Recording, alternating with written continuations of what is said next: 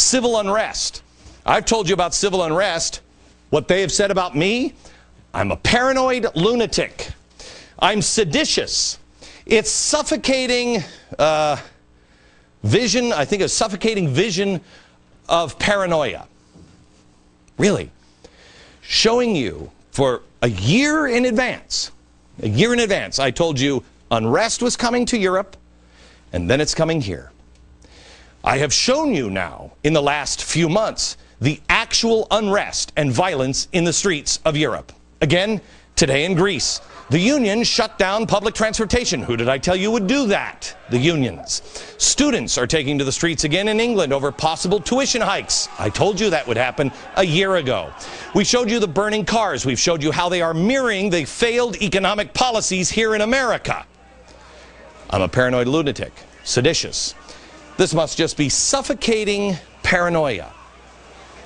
Now, let me ask you this. Are they willing now to say the same thing about the Pentagon? Because they have been wargaming an economic crisis for almost 2 years now. One of these war games was called Unified Quest 2011. Listen to what they are preparing for at the Pentagon. In that wargaming series, they're looking at the implications of large-scale economic breakdown inside the United States that would force the Army to keep, quote, domestic order among civil unrest and force the Army to deal with fragmented global power and drastically lower budgets. That's weird. That's weird.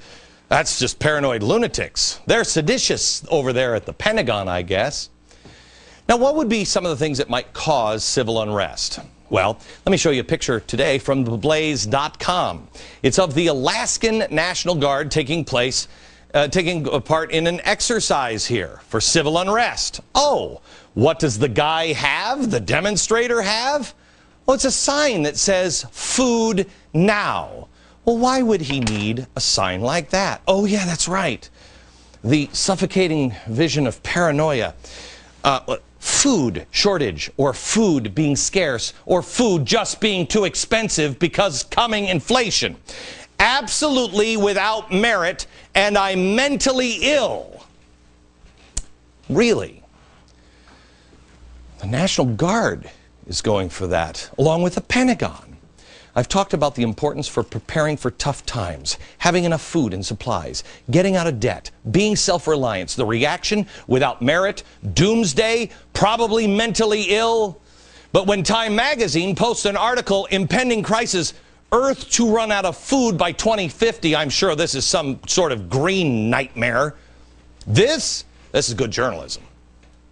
The only people I trust in the government, only ones I trust, are the military. The military is preparing. Are you? But the military, I believe, are being boxed into a corner by people who actually have their hands on the levers of power. And it is those holding the levers of power that have been creating the conditions to make these scenarios possible. And that goes anywhere from Harry Reid to Obama all the way to the kingmaker himself, George Soros. Not the guy who has a stupid show at 5 p.m. or 2 p.m. Pacific. I mean, who am I up against in the Pacific Coast? The Price is Right? The media will demonize and glorify whom they want. The point of this monologue is it doesn't matter. It doesn't matter if you're me or Soros or the Pentagon or economic experts. It doesn't matter. We're now all saying the same thing. I've been saying it for 2 years. That should tell you something that they've now joined. Because the next thing on the docket is to control the media and to control food prices. Civil unrest and rising food prices and controlling the media. Oh, December 20th, FCC votes on the internet. If anybody doesn't believe this government is capable of doing these kinds of things, you're out of your mind. If you don't think the government could come in and take your gun, you're out of your mind. Let me show you this. You don't think that they're going to run roughshod over your civil rights? See this woman here? Probably never seen it. You should know her. Watch the video. This is the aftermath of Katrina. I don't want to go because I got plenty. Mandatory evacuation. Everybody in the See, this is why I didn't want to let you guys come in. No, ma'am. Because I wanted her in here, and all you guys come in, and I knew this stop was the tape happen. here. Stop the tape You here. may have to shoot. She doesn't want to let them in. They want to take her gun. A law-abiding citizen. Do they take it? And what happens? Watch. Yeah, they throw her against the wall. You got a gun. Relax, man.